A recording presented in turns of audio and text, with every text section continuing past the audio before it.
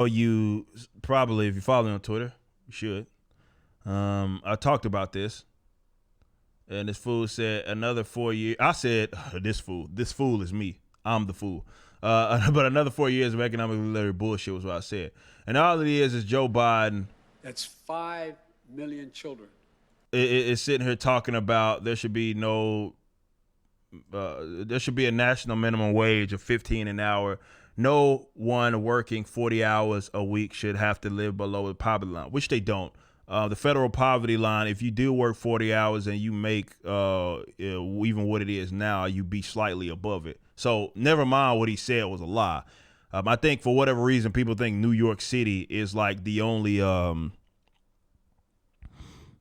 place in the fucking world, right? With their high ass cost of living and all of that, they think it's like the only place in the world. So everybody else lives like them. But here's my thing. This is one of the subject matters that I was really passionate about. Talked to Carson about this years ago, and that was the minimum wage, which is one of the most rotten laws to ever exist. And historically, ironically enough, it's been used for racist reasons, be it in here. When you look at the Bacon-Davis Act, you look at actually what minimum wage, the first minimum wage history lesson. First minimum wage laws in this country actually were implemented because white union workers did not want to compete with black labor, with with women labor, as well as youngsters. So they priced them out the market. Happened in Australia. Trying to price Chinese folk out of the and in South Africa as well. It has historically been a tool to try to price competing non-majority people out of the market. That's what minimum wage has historically did, and that's ironically enough what it still does.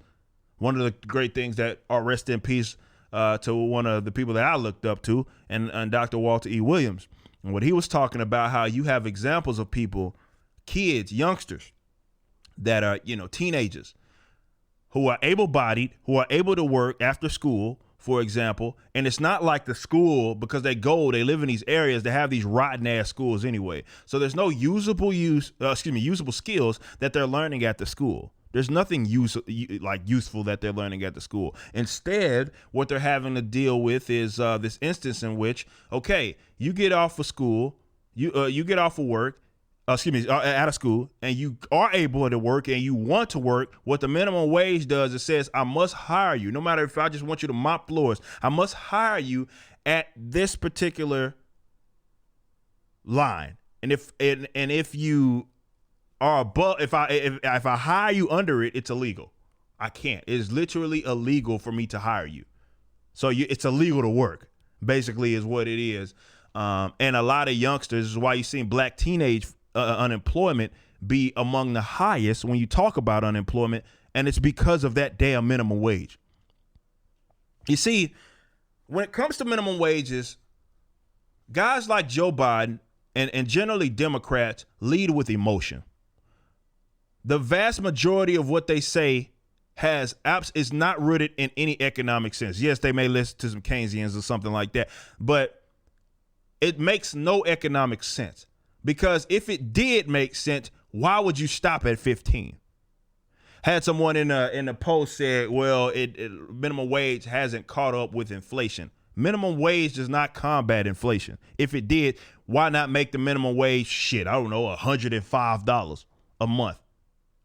There'll be no consequence if that's what it will combat. No, in fact, it actually works to the opposite of that when we talk about inflation. And inflation is an issue on its own that has to deal more with, of course, the Federal Reserve and in combination with the Treasury and being able to print money out of thin air, which is, of course, ironically enough, what Biden wants to do even more so with this almost $2 trillion stimulus plans, which on top of that, they want your dollar to basically be worth absolutely nothing. And the people that it hurts the most are folks with savings. Because that money that's sitting in there is being devalued over the course of time. So people that are like salaried workers, Greg Rothbard made this point when it came to boom bust. I'm not about to sit up here and bore you guys with the fucking Austrian business cycle or anything like that. But those are the people that are impacted the most. People that work on salary, as well as people that are hit with savings. That's a completely different issue. But this is what this crackhead Joe Biden and the rest of his Democratic colleagues want. What they want is, think about it, in a spot in a time in history, because of them, because of the state, because of the government, you have a big block of people that are not as productive as what they are. How in the fuck does it make sense to increase the supply of money when there's absolutely no production? Not no production, but there's minimal production because of the fact that, well, I don't know, you've locked people down and now a third of restaurants, for example, are closed down. Why would you increase the supply of money in a time where there's little to no, well, I won't say little to no production. There's productivity, but it's not as much. Those are working antithetical to each other. And then you're wanting to add this arbitrary line of wages, which the true minimum wage is zero anyway. But this is the hilarious thing about minimum wage is, believe it or not, and I think it's actually went down, most people don't make at or above minimum wage. Or at or below minimum wage, excuse me. Last time I checked, which was about 3 years ago, it was like 4% of people that made at or below minimum wage. So it's not even, I guess it's statistically relevant for them, but it's not really that. It's not like this is going to help a bunch of people anyway. It's going to hurt those same people because, again, it's emotionalism. You're a business owner, small, big, which that benefits them more than anything because the Walmarts of the world can afford to give their workers that much. Small business, mom and pop shop that sells fucking ice cream or something, they cannot afford that, right? So then you're dealing with a situation where people have to like kind of bundle up jobs. So if I got to pay someone $15 an hour, well, instead of paying both of y'all, one person tends to like the cleaning up the floors and making sure the shop is clean, and the other person worries about making sales or utilizing the register. Now I'm just gonna combine those two, and now I don't know why my nose is so itchy. Damn allergies. But now I'm gonna combine the two, and one of y'all are gonna be completely out of a job. So they'd rather, just for the sake of emotionalism, because people are too damn stupid, including the people that make minimum wage right now advocating for this, they don't understand that they're gonna be the ones that are gonna be priced right out of the damn market.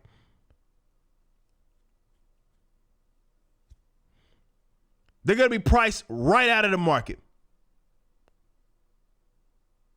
Right out of the market. And they don't even consider these concepts, which are anti-economic. Economic law is a real thing where you're dealing with any sort of market economy. What these guys try to do is ignore it or negate it, and they can't. These have consequences. People aren't just going to sit there, oh, well, I was paying my workers $10 an hour, my basic workers $10 an hour, and I have to pay them $15. Yeah, I'm just going to, I don't know, eat the cost, and I'm not going to make any adjustment. I don't know if these guys actually have ever, that people that advocate for this actually have ever owned businesses or worked in business management or anything, because that is an economically illiterate position. They're not just going to sit there and eat the cost. No, they're going to have to cut costs elsewhere, sometimes and oftentimes within the employees' salary or how much money they make, whether it be they're going to cut their hours, whether it be they're going to, merge essentially jobs, try to get someone that's more higher skilled.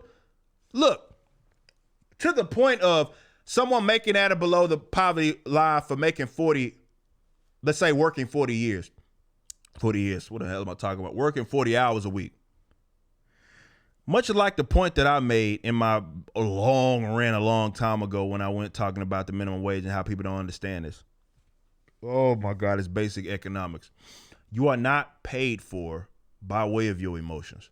You are not paid for anything other than whether or not that position that you're filling, how valued is that position?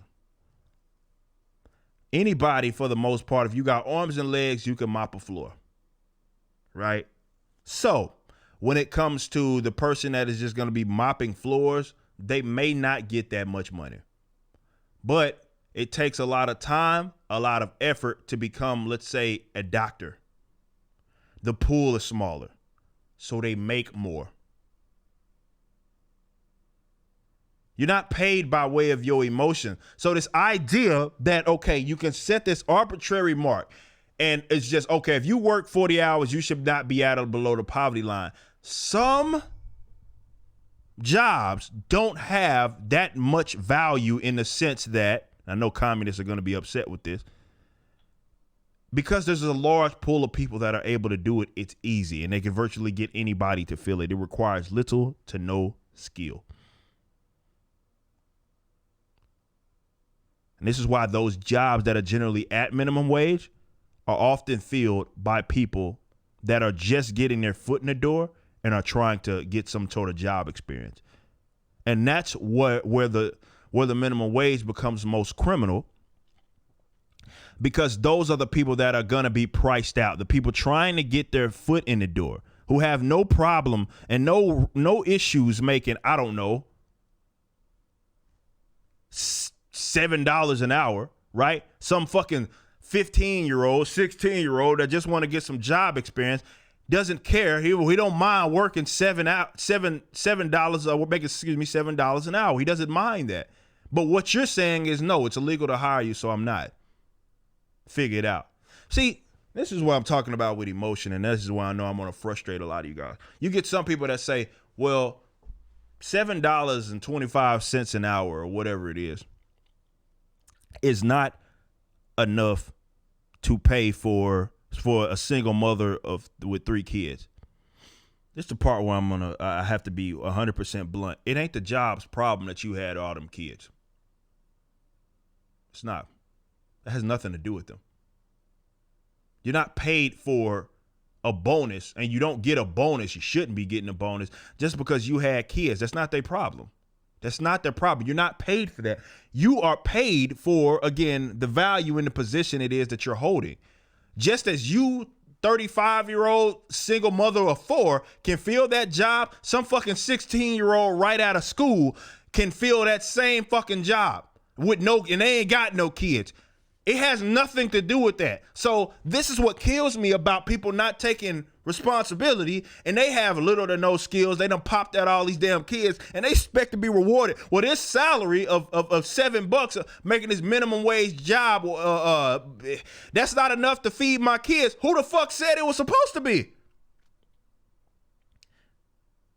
Who said it was supposed to be? That's not the job's problem. Like I said, as the prime example, for certain jobs, not all of them, of course, a 16-year-old with absolutely zero skill, not zero skill, let's say they have no job experience, can fill that job.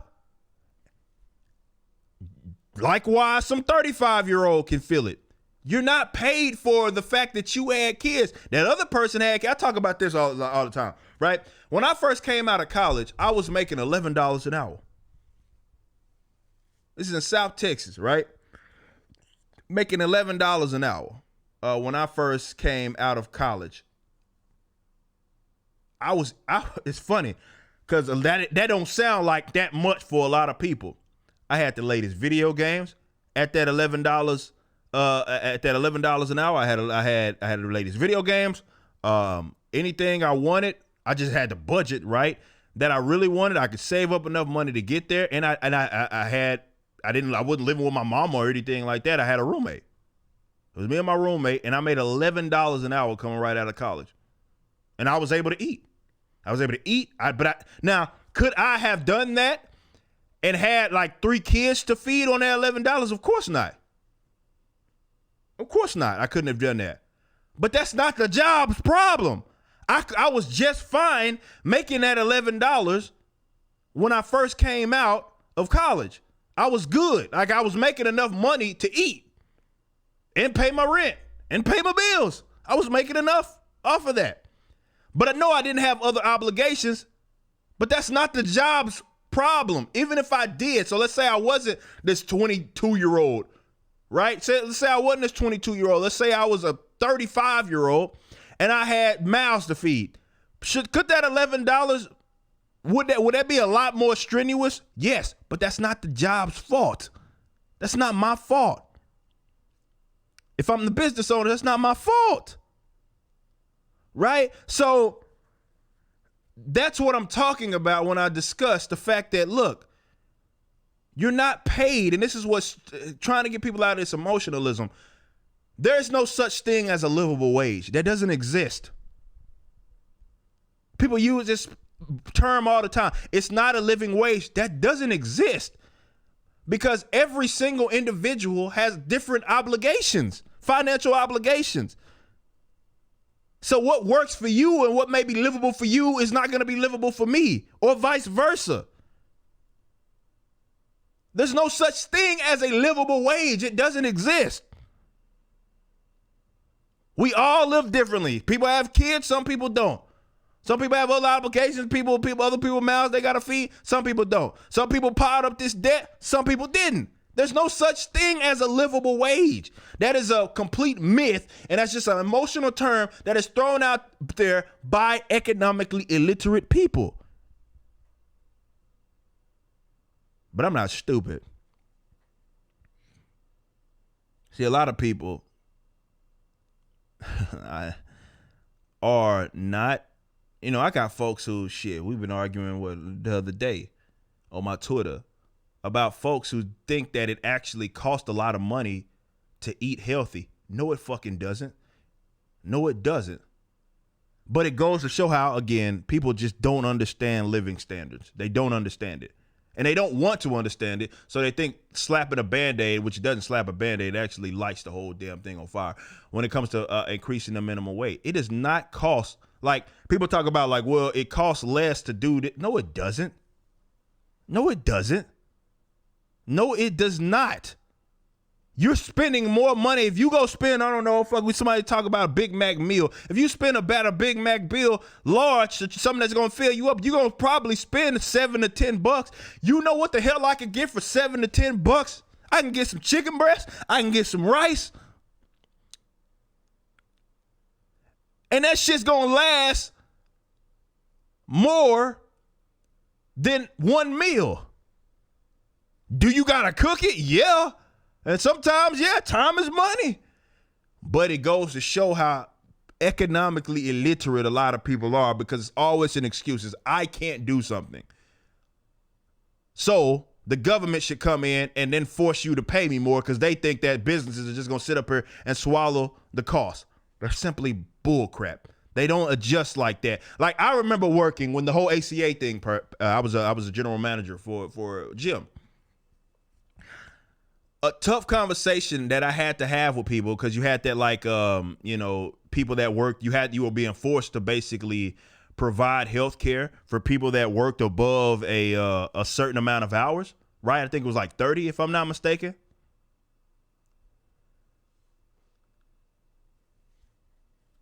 And I had to have that conversation, and when that whole thing popped off with a bunch of my workers, and I had to say, look, bro, you're going to have to become full-time. You know what I mean? A legitimate full-time worker, but you can't float in between, because I cannot afford, the business cannot afford to have to pay for your health care, and you're only coming in. You're not even a full-time worker. We can't afford that. So you're either going to be on like more akin to come, you got to come full-time, or you're more akin to you're not going to get that many hours. Right? So the business makes an adjustment, and that worker has to feel the brunt of it. And they don't even think that through. It's like, because they're too stupid, these dipshits in Congress who sit up here and think that, well, a business owner is just going to sit there and eat the cost. Minimum wage is one of the more rotten things that has ever existed, and it prices people completely out of the market. And it's an evil thing. And increasing it does not help anybody. So there's that. It doesn't. It simply doesn't. It simply doesn't. And if it had the adverse effect that you thought it had, then you didn't have to stop at 15. You could go all the way to fucking 100, and there'd be no consequence.